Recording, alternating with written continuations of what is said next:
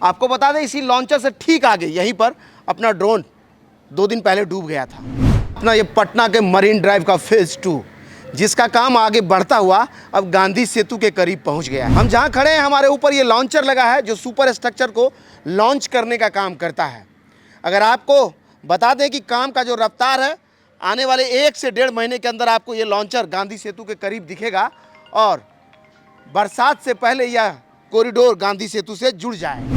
यानी आने वाले समय में जेपी की मुलाकात गांधी से इस कॉरिडोर के जरिए हो जाएगा, यानी जेपी सेतु गांधी सेतु से जुड़ जाएगा और सीधा अशोक राजपथ पर जो लोग जाम से दो चार होते हैं उसको एक नया कॉरिडोर मिलेगा राजधानी पटना के आउटर क्षेत्र से यात्रा करने के लिए। तो चलिए आज के इस वीडियो में इस पूरे कॉरिडोर को हम आपके लिए एक्सप्लोर करेंगे, तो हमारे साथ आप बने रहिए। पटना मरीन ड्राइव के फेज़ 2 पर पिलर नंबर 110 और 11 के बीच में जो लॉन्चर लगा उसके बीच हम खड़े हैं। आपको बता दें इसी लॉन्चर से ठीक आगे यहीं पर अपना ड्रोन 2 दिन पहले डूब गया था। बड़ा दुखद घटना रहा ये। समझ लीजिए 1 से 1.5 लाख रुपए एक क्रिएटर लगाता है तब जाके इस तरह का इक्विपमेंट खरीदता है और एक अपडेट को रिकॉर्ड करने के दौरान अगर इस तरह की घटनाएं होती है तो आगे बिहार और विकास की तस्वीरें कैसे देखेगा ये आपके लिए सोचने की बात है। हमने कहा था अगर अगला ड्रोन आप लोगों के लिए परचेज करना है उसके लिए अगर आप भी कंट्रीब्यूट करेंगे तो बहुत जल्दी एक ड्रोन हम खरीद लेंगे। वो सभी लोग 4 से 5 लोगों ने पिछले वीडियो को देख करके हमें कुछ मदद किया है और इसी तरह की और मदद की हमें ज़रूरत है। आप चाहें तो इस फ़ोन पे और गूगल पे के नंबर के ज़रिए हमें आप कंट्रीब्यूट कर सकते हैं या फिर ज्वाइन बटन या फिर थैंक्स ऐप के ज़रिए भी हमें इसके लिए सहयोग कर सकते हैं। हम जहां खड़े हैं हमारे ऊपर ये लॉन्चर लगा है जो सुपर स्ट्रक्चर को लॉन्च करने का काम करता है। अगर आपको बता दें कि काम का जो रफ्तार है आने वाले 1 से 1.5 महीने के अंदर आपको ये लॉन्चर गांधी सेतु के करीब दिखेगा और बरसात से पहले यह कॉरिडोर गांधी सेतु से जुड़ जाएगा। अगर सब कुछ ठीक रहा तो आने वाले बरसात के समय में अगर आप इस कॉरिडोर से चलेंगे तो एक तरफ से मां गंगा बहते हुए दिखाई देगी तो दूसरे तरफ से पटना का खूबसूरत घाट होगा।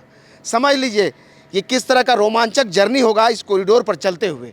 लगभग 5,000 करोड़ की लागत से दीघा से लेकर के दीदारगंज तक लगभग 20.5 किलोमीटर लंबे इस कॉरिडोर का निर्माण कार्य अपने अंतिम दौर में है या कहिए तो इसका मध्य फेज़ का काम चल रहा है।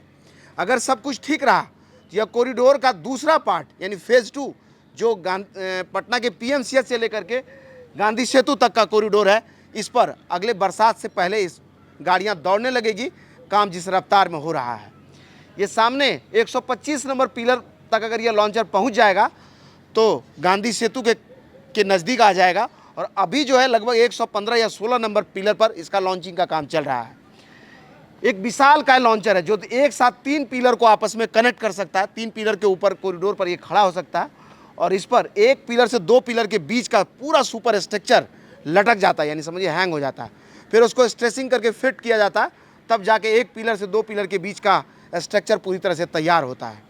लगभग 20.5 किलोमीटर लंबे इस कॉरिडोर में 13 किलोमीटर का जो पार्ट है वो एलिवेटेड है जिसका निर्माण कार्य अपने अंतिम दौर में है। समझ लीजिए फेज़ 2 यहाँ से चलता हुआ बढ़ रहा है और आगे अगर गांधी सेतु से आगे जाएंगे तो इसके दूसरे चरण का काम जो दूसरी कंपनी कर रही है उसको भी होते हुए आप देखेंगे।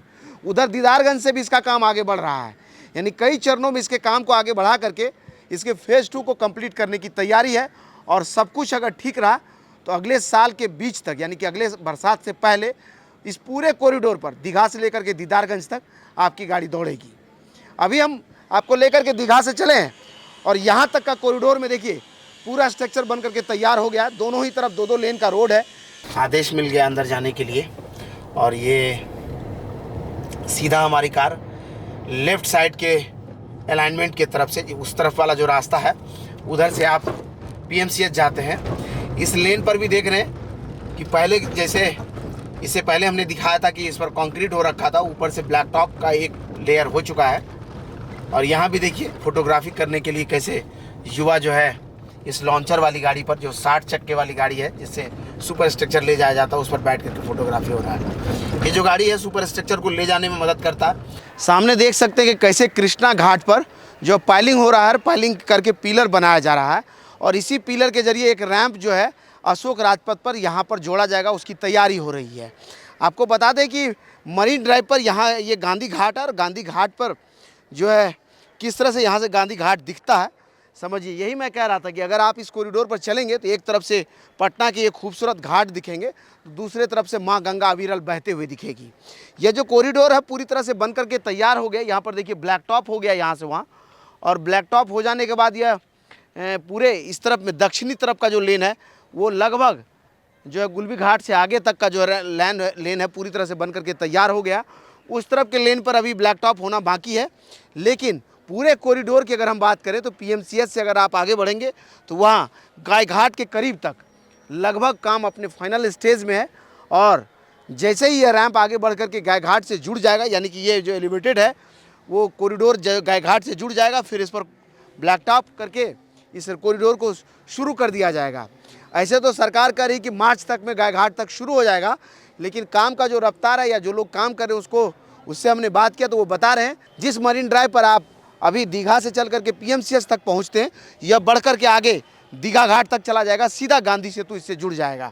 सामने में ये देख लीजिए गांधी घाट दिखाई दे रहा, और गांधी घाट पर शाम को जो आरती होती है वो यहाँ से क्या लगेगा देखने में आने वाले समय में, समझ लीजिए।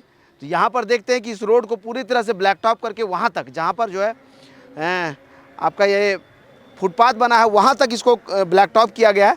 तो मुझे लगता है कि यहाँ से आगे ये जो कॉरिडोर है देखिए, यहाँ से आगे इसमें साइड बैरियर नहीं है फुटपाथ का, वहाँ तक नहीं है। तो इसलिए ऐसा लगता है कि गांधी घाट के सामने साइड ये जो फुटपाथ का डिवाइडर वो हट जाएगा और सिर्फ फुटपाथ का साइड वॉल रह जाएगा यहाँ, ताकि लोग यहाँ से गांधी घाट को देख पाए। यहाँ से अगर आप इस तरफ में देखेंगे तो सामने देखिए माँ गंगा अविरल बहते हुए आपको दिखाई देगी। यही खूबसूरती है इस कॉरिडोर का, इधर से गंगा नदी बहती हुई दिखेगी, दूसरी तरफ पटना का खूबसूरत घाट दिखेगा। दोनों ही तरफ दो लेन का रोड, बीच में देखिए डिवाइडर बना हुआ है। साइड से बहुत जगह पे साइड वॉल बन गया। P61 61 नंबर पाए को क्रॉस कर रहे हैं हम, ये 62 नंबर पाया है।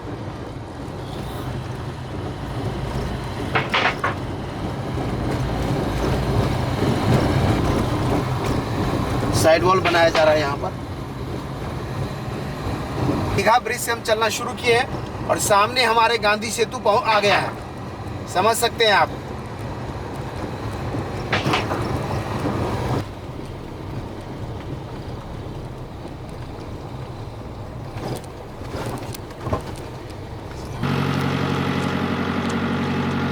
जाम खड़े यहाँ से आगे की अगर बात करें तो यहाँ से गांधी सेतु तक जितने पिलर हैं सबके पियर और पियर कैप बन करके तैयार हो गए हैं, और इसके बगल से एक रैंप भी नीचे उतारने की तैयारी हो रही है, जिसके लिए भी पिलर का निर्माण कार्य अपने अंतिम दौर में है।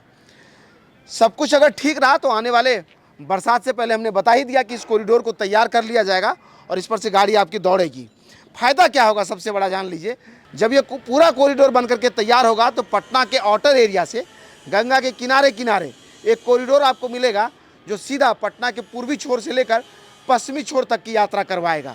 समझ लीजिए, यानी सीधा दीदारगंज में आप चढ़ेंगे तो दीघा उतरेंगे। और इसी रफ्तार में अगर काम होता रहा तो अगले मई से जून महीने तक में इस कॉरिडोर को बना करके तैयार कर लिया जाएगा और आपकी गाड़ी पीएमसीएच से आगे बढ़कर गांधी सेतु तक दौड़ने लगेगी। इसी तरह का और वीडियोज़ को यूट्यूब पर देखने के लिए वे4यू को सब्सक्राइब कीजिए। अगर आप हमें फेसबुक पर देखते हैं तो हमारे पेज को लाइक कीजिए। इंस्टाग्राम और ट्विटर पर भी हमारी मुलाकात आपसे होती है, आप चाहें तो वहाँ हमारे साथ जुड़ सकते हैं। धन्यवाद।